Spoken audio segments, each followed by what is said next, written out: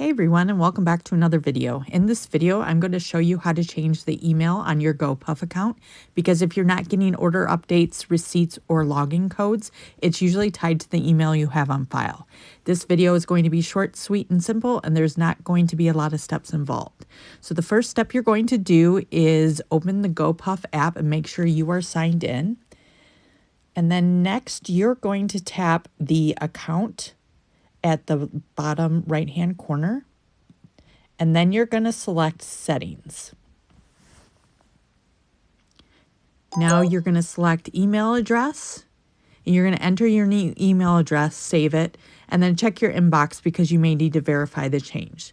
Now, if you don't see the email option in your app, the quickest backup is to go to the contact GoPuff support through the app. So you're going to go to account and then help and then chat with support.